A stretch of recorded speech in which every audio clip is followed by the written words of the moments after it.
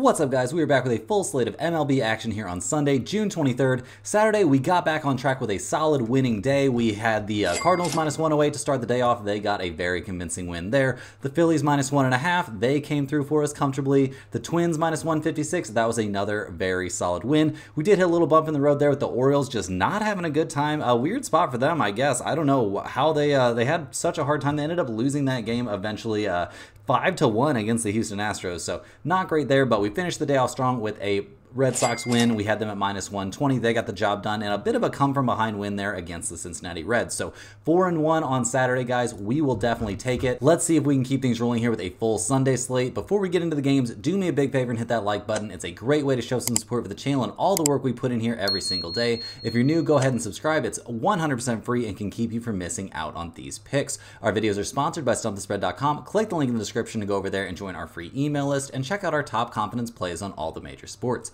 Comment below with all the bets you're looking at today, and we will give you our best advice on all of them. We respond to absolutely every single comment, so let us know anything you want to say about my picks, these videos, or anything you see here. As always, our final picks will be in the pinned comment down below. Now let's get into our first game of the day. We've got the Arizona Diamondbacks taking on the Philadelphia Phillies. The Diamondbacks come into this very early Sunday game fresh off of a 12-1 loss. They're 38-39 on the season. They have managed to split the first two games of this series, so I doubt they're too disappointed in that. They're hitting the ball in this one to Slade Ciccone. He is 2-5 this year with a 5.90 ERA. He is coming off of one of his best starts kind of the season, and definitely his best start recently, guys. He went 6 innings, gave up 3 hits and no runs while striking out 6 and walking none against the Washington Nationals. A very solid road start for him and a huge bounce back from getting just absolutely shelled by the Angels.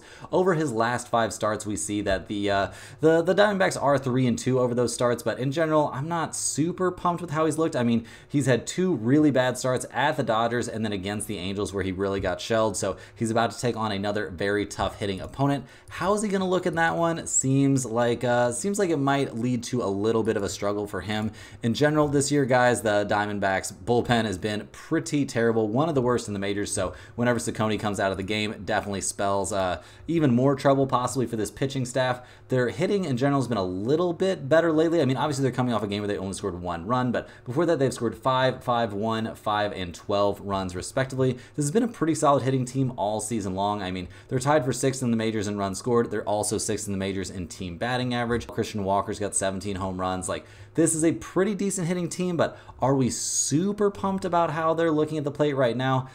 I have some reservations, and obviously they're coming off a game where they only scored 1 run. The Diamondbacks have to be hoping they can put up some runs here going up against the Phillies, who come into this game fresh off of that kind of bounce back, kind of breakout win there. They scored 12 runs in that game. They're up to 50-26 on the season, handing the ball in this game to Christopher Sanchez, who's 4-3 this year with a 2.91 ERA. He's coming off of a great start there against the San Diego Padres. He went 7 innings, gave up 6 hits, and only a single earned run. Looked very good in that one. He did have kind of a weird start there at Boston, so maybe that's a little bit of a concern, but his other 4 starts, I mean, over his last 5 starts have all looked very good. He had a great start against Milwaukee, a very good start against the Giants. He's just been looking very good recently. He had maybe some early season struggles, but right now he's throwing the ball great.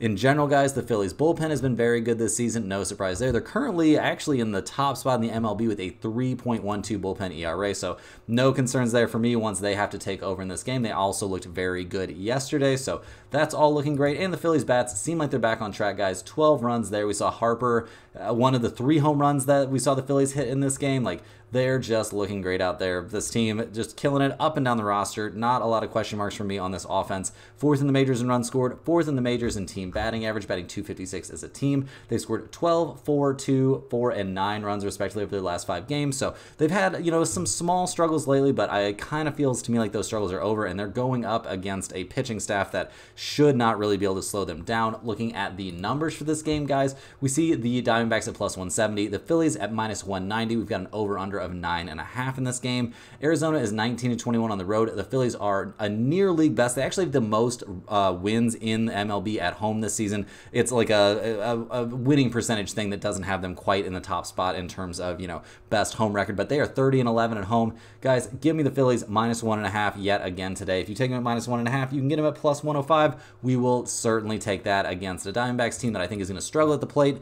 again, and is definitely going to struggle to put up, enough good pitching to slow down the Phillies hitters. Next up, guys, we got the Atlanta Braves going on the road to take on the New York Yankees. We saw the Braves take the 8-3 loss there in Game 2 of this series. We saw Aaron Boone get ejected from that game after arguing a missed strike call. Yeah, guys, I don't know about you, but I'm pretty much just ready for robot umpires calling balls at strikes at this point, but that's neither here nor there. The Braves are 42-32 on the season, handing the ball in this one to Max Fried, who's 6-3 this year with a 3.11 ERA. He's coming off of a very solid start there at home against the Detroit Tigers. He went 5 1/3 innings, gave up 4 hits, only a single earned run. His start before that at Baltimore was a little bit rocky, but against Baltimore, we're willing to cut pretty much any pitcher a little bit of slack. Over his last 5 starts, we've seen the Braves go 4-1, so all pretty positive things right now for Max Fried. He's looking good out there. In general, the Atlanta bullpen has been pretty decent this season. They're currently 8th in the majors with a 3.62 bullpen ERA. They didn't have a great time yesterday necessarily, but they're going to be okay. It's a pretty solid bullpen out there. I'm expecting decent things from them.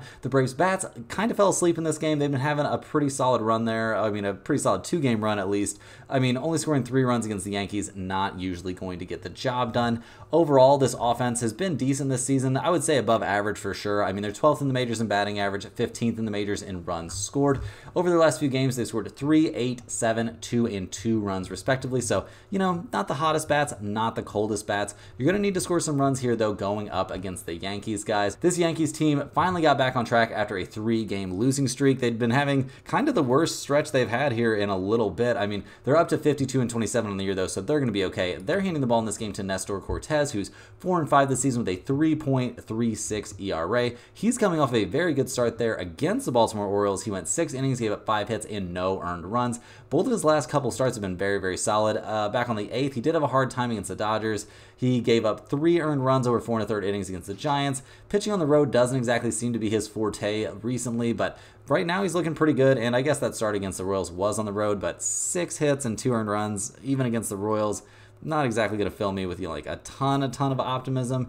The Yankees bullpen has been a pretty big concern recently, guys. I mean, they've fallen out of that top spot. They've been a good bullpen over the course of the season, but not lately. Definitely having their struggles lately, so some question marks for me once we see Cortez come out of the game, and generally speaking, he hasn't been a guy that you can count on to go super deep into the game, but his last couple starts have been 6 and 7 innings respectively, so who knows, maybe we'll see him make a little bit deeper of an outing. The Yankees bats definitely came alive here in this game. I mean, seeing everybody hit the ball pretty well. We saw Aaron Judge hit another home run. Stanton did hurt his hamstring, so that's something to take into account. I pretty much expect him to miss this game, guys. I mean, the Yankees have been dealing with some tough injury luck. It hasn't been anything like devastating, anything super major where guys missed a ton of time, but we've seen, we've seen Soto miss a little bit of time. We've seen Judge miss a little bit of time, and now it seems like Stanton's going to miss at least a game or two. A hamstring can be an iffy thing. You don't want to mess around with that too much. Looking at the numbers for this game, we see the Braves at -115, the Yankees at -102. We've got an over-under of 8.5 in this game. We see the Braves are 18-19 on the road. The Yankees are 24-13 at home. We see mixed trends towards the over-under. Atlanta is a pretty big under team.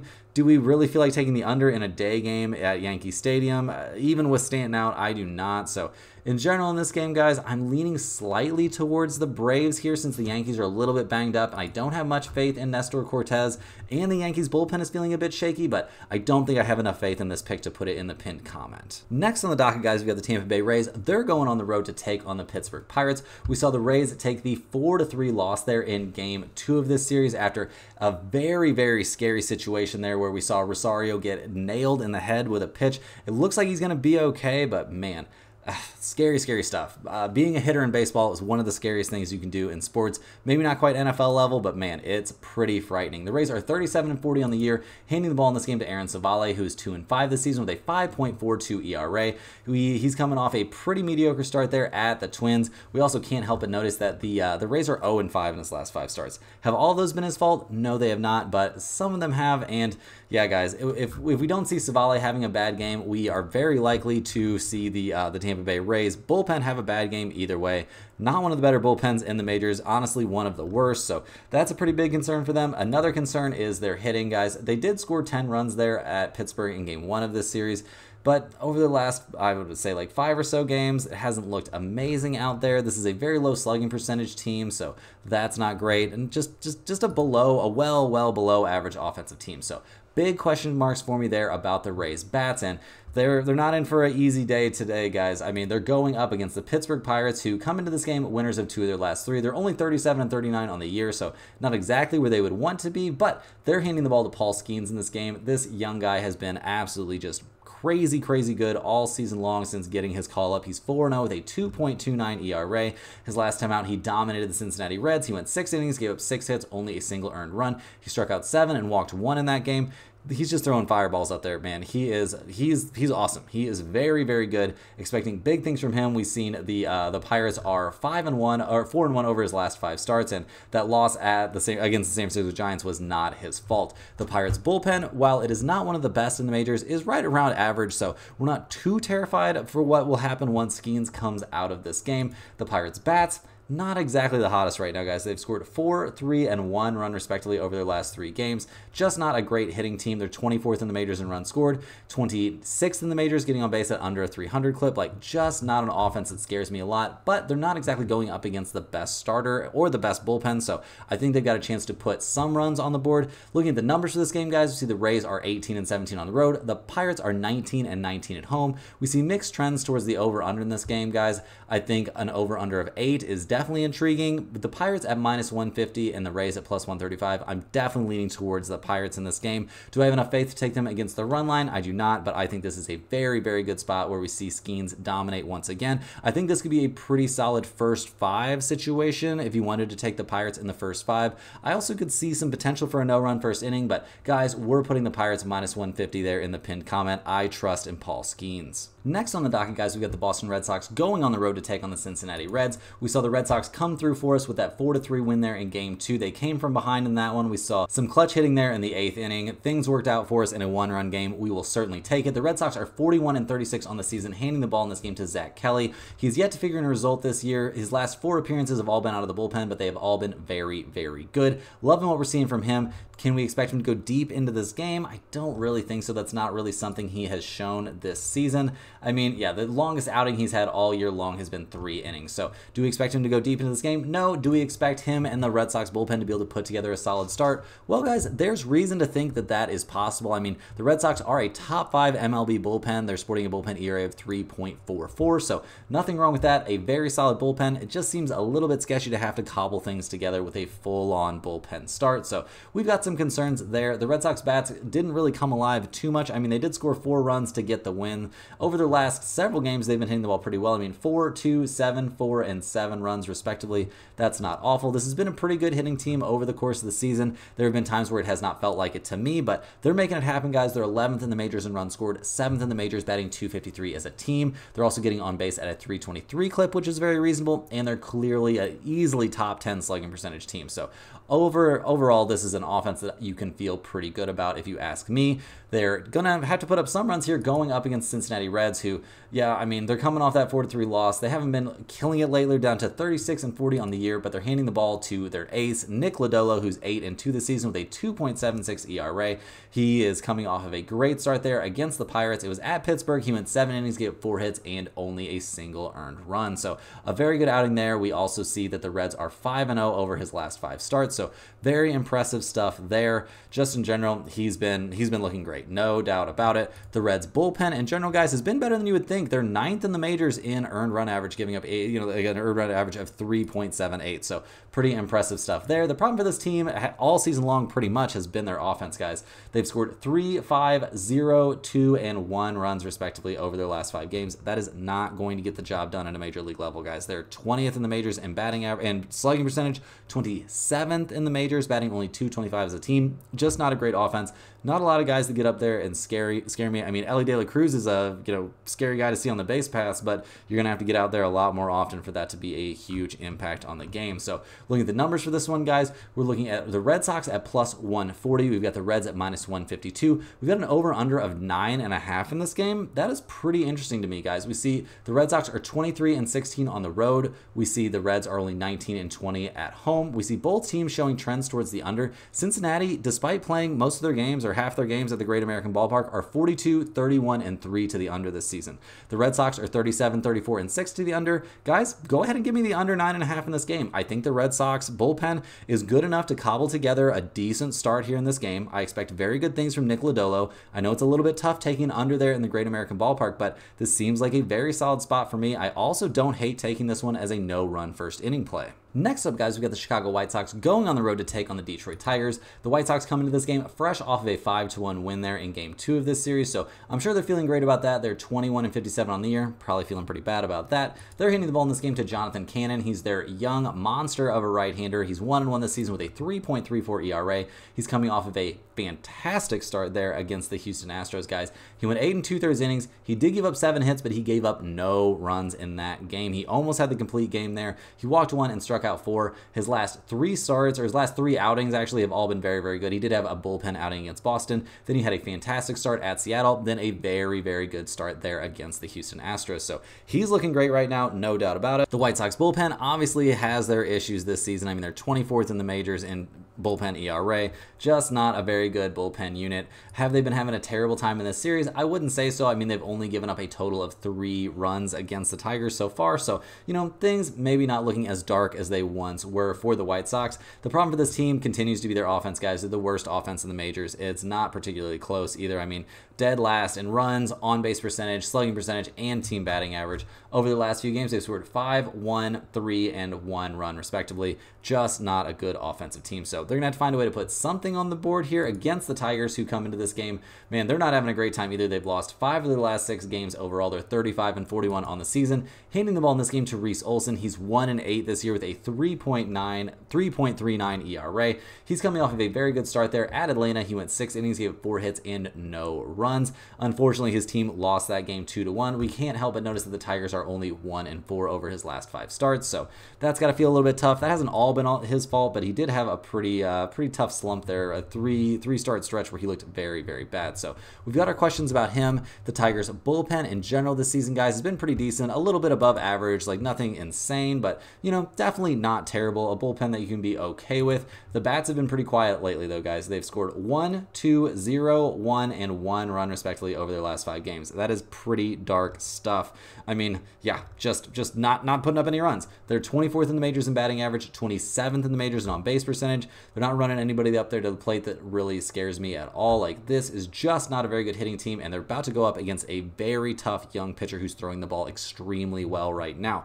Our concern would be that maybe Cannon would have some struggles coming off of such an extended start. I mean, going 8 2/3 innings, that is a lot of pitches. So we'll see what he actually has left in the tank in this game. Looking at the numbers for this one, guys, we see that the White Sox are plus 155, the Tigers are minus 178. We've got an over-under of 8.5 in this game. We see that the White Sox are 40, 35, and 3 to the under. We see Detroit is an over team, which is a little bit surprising given the way they're swinging the bats right now. But regardless, guys, in this game, I'm leaning slightly towards the White Sox plus 155. I think there's a decent chance they win a second straight game here. I mean, obviously, Reese Olson does not get a lot of assistance out there in terms of run support. Jonathan Cannon, he's been great lately. Will he be good coming off of such a tough, such a long extended start?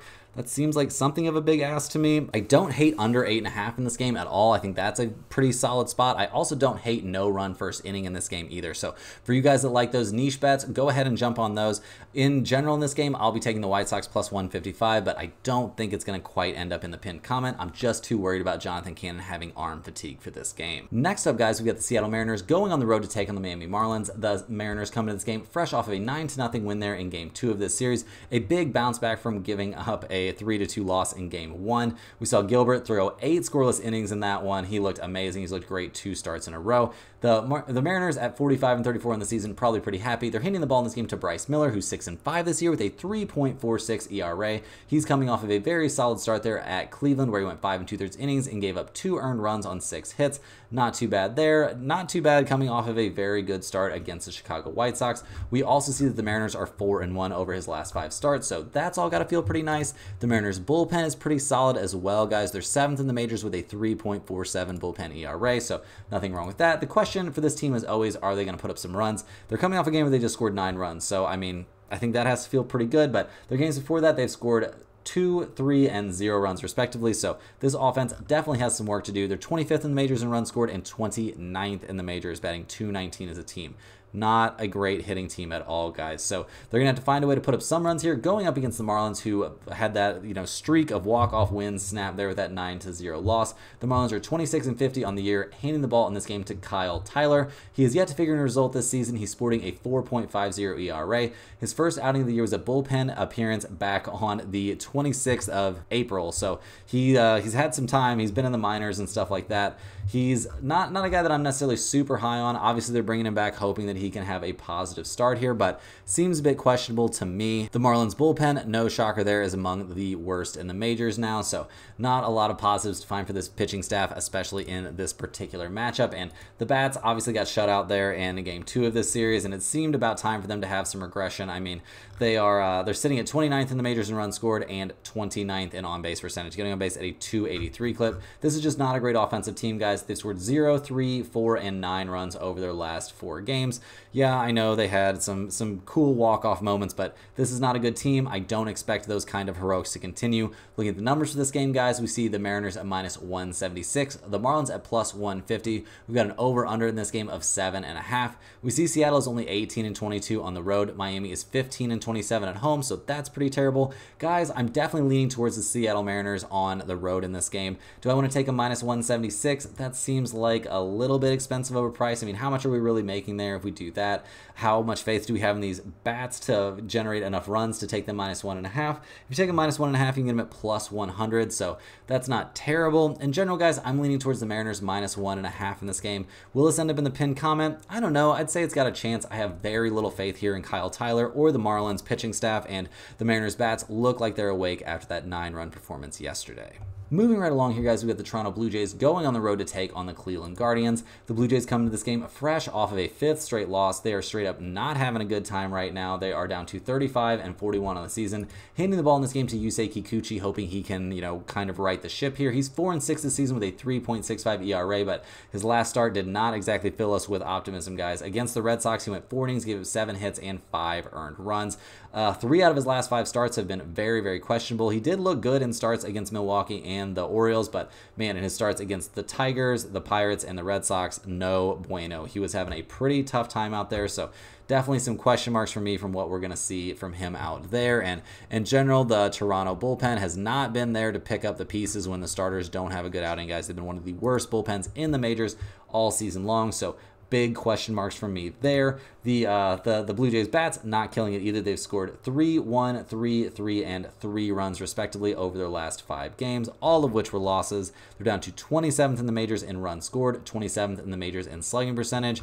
We're not seeing anybody really coming alive here for this team at the plate. Like, nobody's looking great. This is just a pretty tough year so far for Toronto fans, and they're going to have to hope that their team can put up some runs here against the Guardians, who come into this game winners of their last 4 in a row. They are up to 48-26 this season. They're handing the ball in this one to Tristan McKenzie. He's 3-4 this year with a 4.48 ERA. He's coming off of a pretty mediocre start there against the Mariners, guys. He only lasted 2 1/3 innings. He gave up 3 hits and 4 earned runs. Just had a very, very hard time out there. I mean, such a short start should mean that he's fresh for this game, so maybe that's a slight positive to look at, but man, he's a guy that's going to need some run support for things to work out. We do see that, the Guardians are 4-1 over his last 5 starts, but he's given up 4, 2, 5, 4, and 3 earned runs over those starts, and he has not gone deeper than 5 1/3 innings in any of them. So we definitely have to look at what the Cleveland bullpen is going to be able to do when he inevitably comes out of that game. They've been good. A 3.45 bullpen ERA is nothing to turn your nose up at. That'll definitely work. Easily top 10 in the majors. The bats for Cleveland have been good. Recently, they've scored 6, 7, 6, and 8 runs respectively. Jose Ramirez is back, and he's killing it. He had a 2-run home run yesterday. Yeah, he had a 2-run home run yesterday. So all things pointed up here for this Cleveland offense. They're 5th in the majors in runs scored, 10th in the majors in on-base percentage. This is a team that's hitting the ball well right now, and the odds makers, they've got some question marks about the Guardians in this game, guys. We see Toronto at -104, the Guardians at -110. We've got an over-under of 9 in this game. Toronto is only 17-22 on the road. That is not great. Cleveland is an MLB best 25-9 at home. This is a tough spot, guys. I mean, maybe, I don't know if it's that tough of a spot. The only thing that makes me worry about it is we need the Guardians to complete a 3-game sweep here of the Blue Jays. But in general, even though it's a Sunday, even though weird things can happen, I'm definitely leaning towards the Guardians minus 110. Will our Sunday-based fears keep this out of the pinned comment? We'll have to wait and see. I have some concerns here about Tristan McKenzie, but go ahead and give me the Guardians minus 110. It seems like a reasonable price to me. Next up, guys, we got the Baltimore Orioles going on the road to take on the Houston Astros. The Orioles come into this game fresh off of back-to-back losses there at Houston. Yeah, things are looking a little bit rough. After winning 2 games in a row against the Yankees, they have now lost 2 games in a row against the Astros. The Orioles are 49-27 this season. They're handing the ball in this game to Albert Suarez, who's 3-1 this year with a 2.05 ERA. He's coming off of a tough start there against the Yankees. He only lasted 3 2/3 innings, gave up 6 hits and 3 earned runs. His other 4 starts before that over his last 5 total have looked pretty good. No complaints from me there. I mean, the most runs he gave up were 2. So, things have been looking good for him in general. He's in a bounce back spot, and he should be relatively fresh after only pitching 3 2/3 innings. But, man, we definitely have some questions after how he looked there against the Yankees. The Orioles bullpen has been good over the course of the season, but they've had some struggles lately, obviously. I mean, clearly, a bullpen's going to be very involved in a game where we see 11 or 14 runs scored by the opposing team, but they're still easily top 5 in the majors. We'll see what they can do in this game once Suarez eventually comes out of this game. But right now, the Orioles' bats are going to have to come alive, guys. I mean, they only scored 1 run in game 2 of this series. That's pretty tough.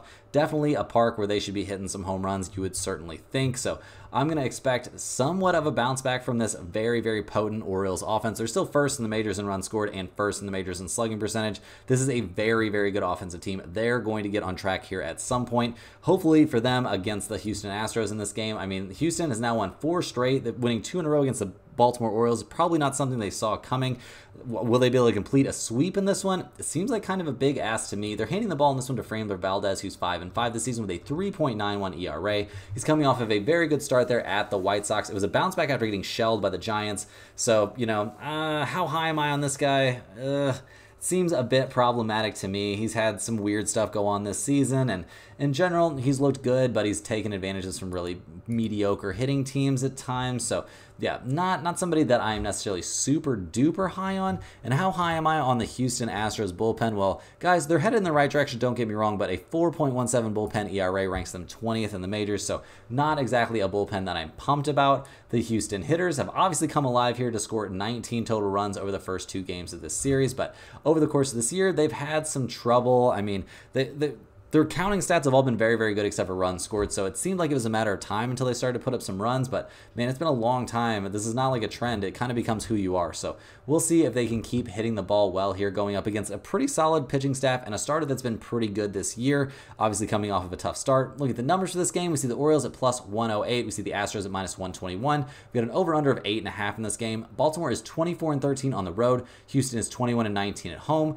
We also see that Houston is 47-27-3 to the under. That's an MLB best number to the under, but guys, we're not too interested in the over-under in this game. I think we're very likely to go back to the well here and take the Orioles plus 108. Those bats have to come alive. I don't trust Framber Valdez or the Houston Astros bullpen too much. Go ahead and give me the Orioles in this one. We're not too scared. Getting them at plus 108 seems like a very reasonable spot to me, especially when they're trying to avoid losing their 3rd straight game to the Astros. Next on the docket, we've got the San Francisco Giants going on the road here to take on the St. Louis Cardinals. The Giants come into this game fresh off of a 9-4 loss there in game 2 of this series. They've now lost 4 in a row to fall to 36-41 on the year. They're handing the ball to Logan Webb, who's 6-5 this season with a 2.99 ERA.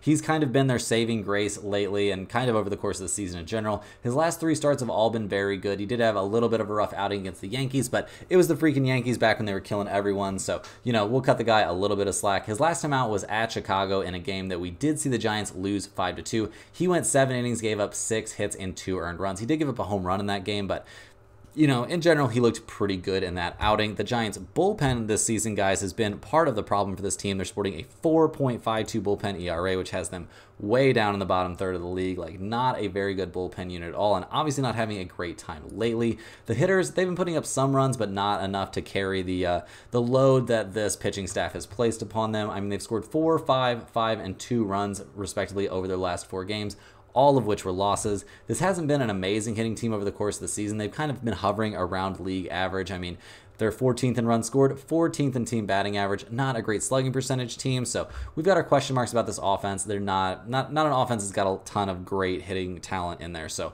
definitely some questions about that. They're going to have to find a way to manufacture some runs here going up against the Cardinals team that, once again, kind of seems to be hitting their stride. They're only 5 games back of the Milwaukee Brewers there in the NL Central. They've now won 2 games in a row and 4 of their last 6 overall. They're handing the ball to their ace in this one. Sonny Gray's taking the mound. He's 8-4 this year with a 2.95 ERA. He's coming off of a great start there at Miami where he went 7 2/3 innings and gave up 2 earned runs. Start before that at home against the Pirates, he went 7 innings, gave only a single earned run. He has been lights out lately. He's been one of the best. He's looked like one of the best pitchers in the major leagues at different points this season.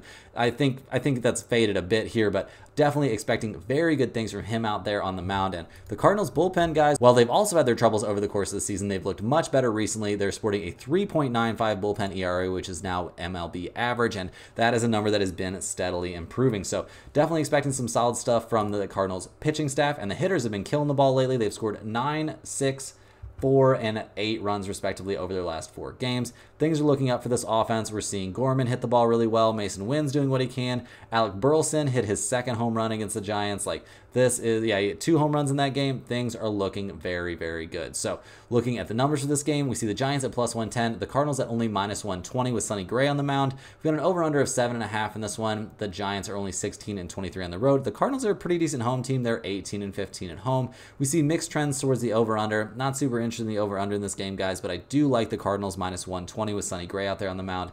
I don't necessarily expect Logan Webb to go insanely deep into this game, and if he comes out at any point, we can expect the Cardinals to put up some runs against that bullpen, or at least, put some serious pressure on. I don't think we'll see Sonny Gray have any trouble going up against the Giants, and the Cardinals bullpen is looking much better, so go ahead and give me the Cardinals -120 in this game with a reasonable shot to end up in the pinned comment. Next on the docket, we've got the Kansas City Royals going on the road to take on the Texas Rangers. The Royals come into this game losers of their first 2 games of the series, and it hasn't been pretty. They've been outscored 12-2 over the first 2 games. They're handing the ball in this one to Alec Marsh, who's 5-4 this season with a 4.37 ERA. He's in desperate need of a bounce back after getting shelled at the Oakland A's, guys. He went 3 innings, gave up 7 hits and 7 earned runs.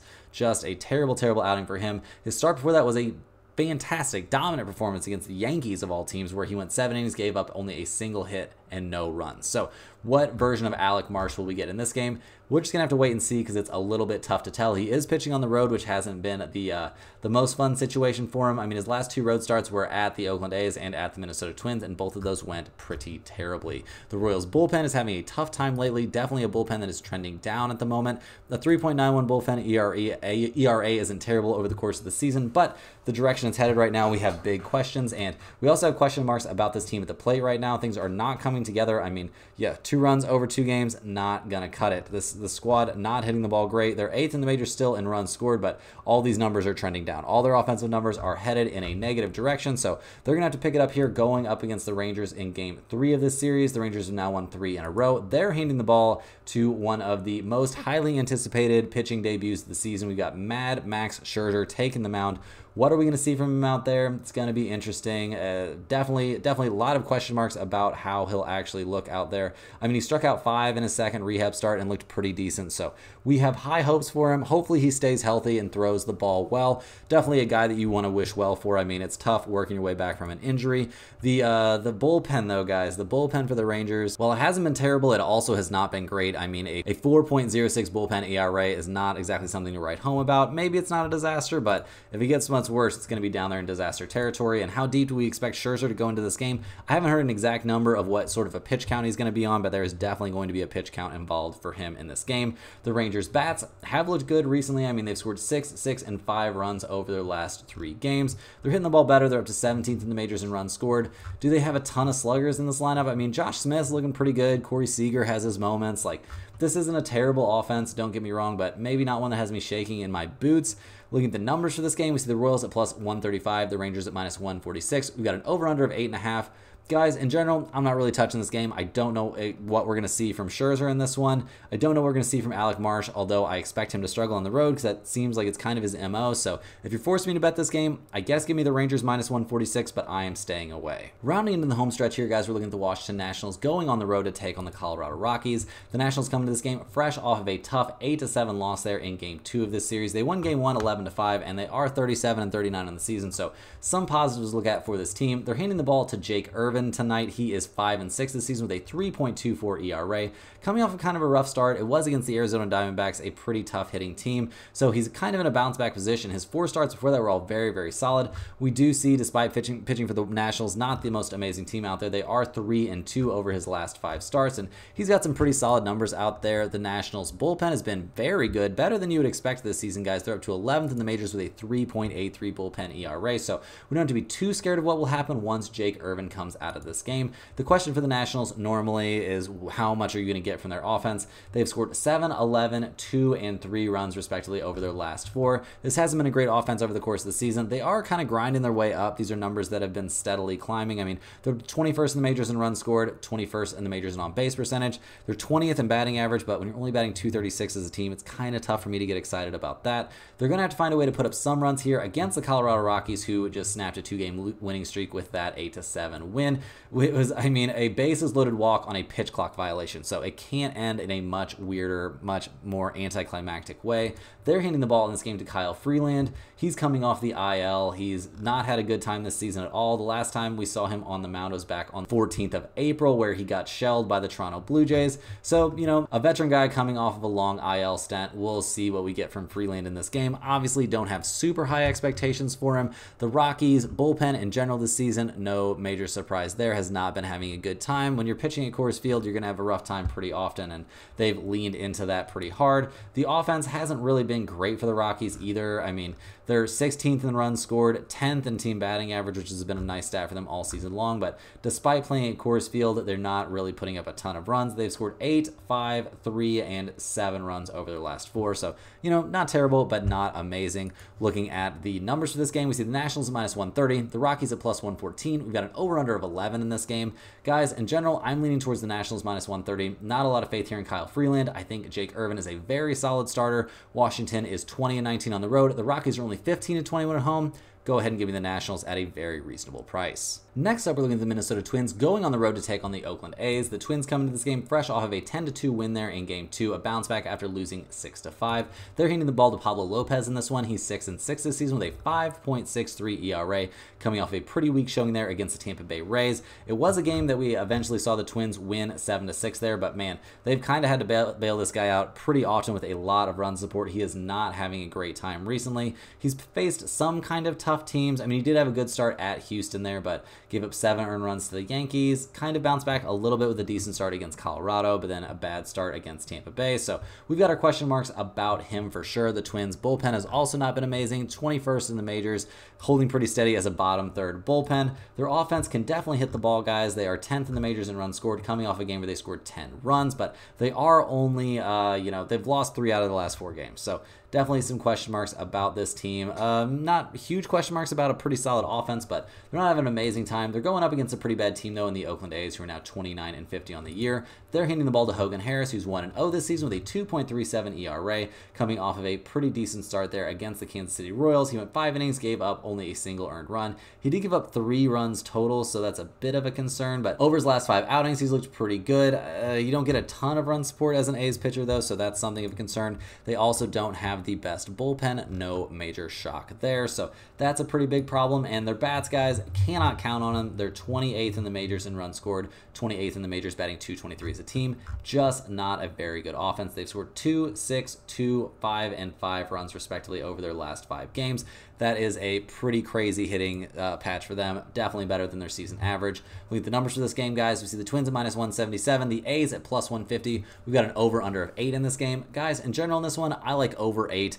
I know there's trends for both of these teams towards the under. They're not significant trends. I'm expecting a good amount of offense in this game. I don't trust either bullpen, so give me the over 8 in this game. I think we're going to see plenty of runs. Next up, we've got the Milwaukee Brewers going on the road to take on the San Diego Padres. We saw the Brewers take the 6-4 loss there in Game 3 of this series, so man, tough look there for the Brewers. They're going to be looking to avoid losing 4 straight to the Padres here on Sunday. They're handing the ball to Tobias Myers, who's 4-2 this season with a 3.26 ERA. He's coming off of a very good start against the Angels. He's actually looked very, very good over his last 3 starts, albeit those were starts against the Tigers, Blue Jays, and Angels. So, not exactly super tough opponents there. The Brewers' bullpen in general this season has been pretty good, but lately not great. They're just barely hanging on to a top 10 spot, and that is a number that is trending down.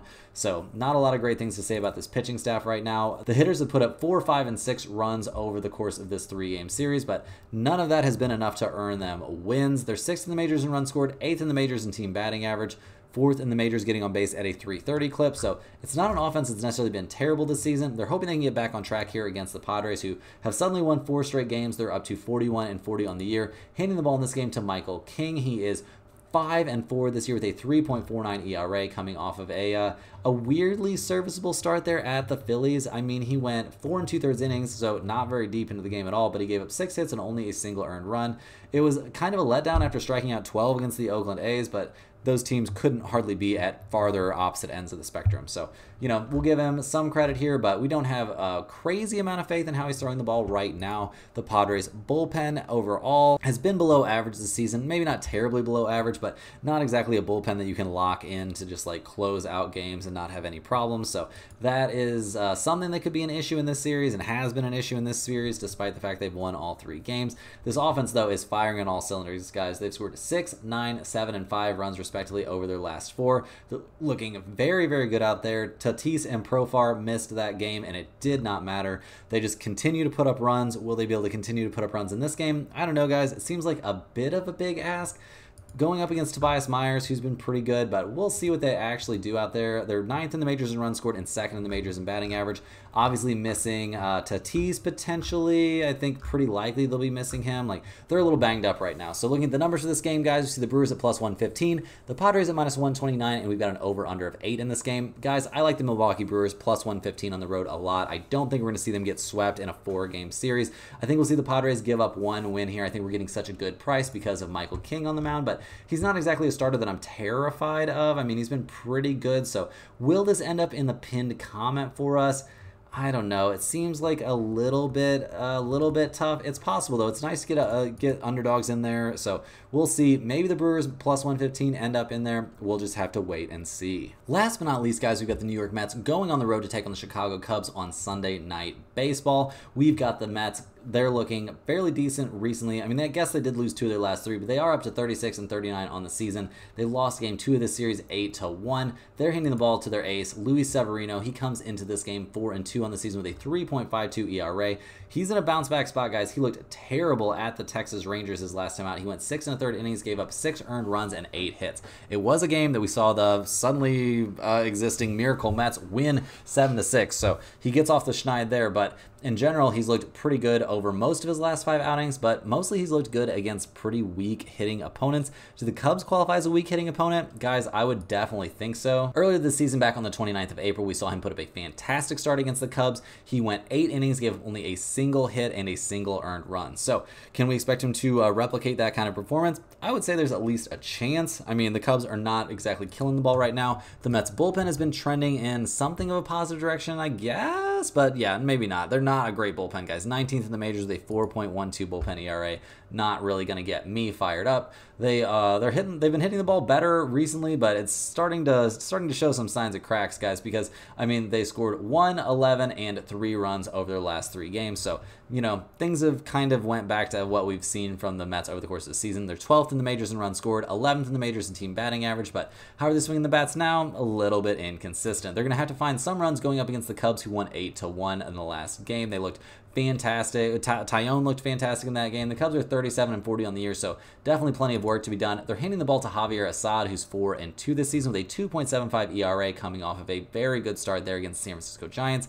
I mean, he only went 5 innings deep, and he hasn't been a guy that you can really count on to go very deep into games, but over his last 5 starts, we've also seen the Cubs have a pretty rough time. They're only 1-4 over those 5 starts. Not all of that has been his fault, but some of that blame has to fall on him for putting the bullpen out there in some fairly unadvantageous situations. And the Cubs bullpen, while it's not terrible, is not amazing. It's like a league average bullpen. So yeah, seems a bit tough there. The bats for the Cubs have been a bit better lately. I mean, they've scored 8, 1, 6, and 5 runs respectively over their last 4. They have won 3 of their last 4, so that's something, I guess. They're not a great hitting team over the course of the year, though, guys. 25th in the majors in batting average. Cody Bellinger is batting .270. He's doing his best to, like help out here, but yeah, just not an amazing hitting team. So looking at the numbers for this game, guys, we see the Mets at -102, the Cubs at -109. We got an over/under of 8 in this game. We see the Mets are 17-16 on the road. The Cubs are 22-17 at home, which is pretty respectable. We see mixed trends in the over/under department. Am I too interested in over or under 8?